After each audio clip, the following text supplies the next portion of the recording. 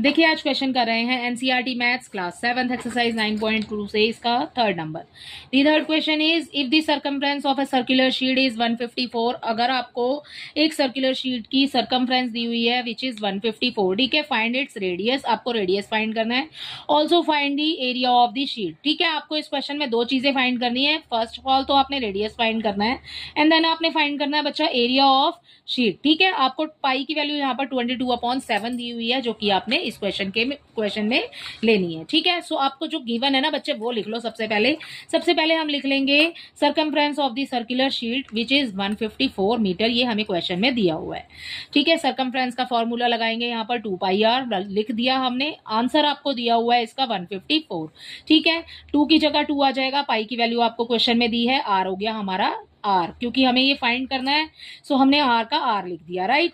अब क्या करेंगे 154 आ जाएगा इक्वल में ऐसे जैसे लिखा हुआ है, राइट। आगे देखिए, आगे बच्चे अगर हम 22 की मल्टीप्लाई 2 से करते हैं तो ये सारा नंबर हमारे पास न्यूमरेटर है और डिनोमिनेटर में हमें 7 दिया हुआ है। हमें फाइंड क्या करना है, आर फाइंड करना है, उसको ले लेंगे हम आगे। ये इक्वल के बाद जो नंबर है वो आ जाएगा 154 ऊपर।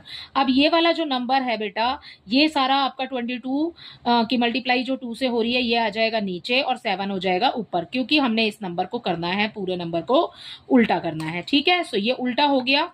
सो ये आ गया 7 हमारा ऊपर। अब कैंसिल कर दो, देखो 22 और 154 11 के टेबल से पहले कैंसिल होगा तो 14 आ जाएगा और नीचे 2 आ जाएगा, ठीक है। अब फिर से 2 के टेबल से कैंसिल होगा तो ये आ जाएगा 7 की मल्टीप्लाई 7 से करेंगे। सो बच्चे यहाँ आ जाएगा 49 अपॉन में 2 आ जाएगा। ये वाला जो 2 हमारे पास बच गया। अब 49/2 है, कैंसिल हो रहा है देखो बेटा 2 से। अगर कैंसिल करना आता है सो इट्स ओके कि आप कैंसिल कर दो उसको, अदरवाइज आप सिंपली आप उसको डिवाइड करके भी सॉल्व कर सकते हैं। तो यहाँ आंसर आ जाएगा 24.5 मीटर, राइट। सो ये हो गया हमारा रेडियस। उसके बाद में आपसे सेकेंडली आपसे क्वेश्चन के अंदर बोला है find the also find the area of sheet.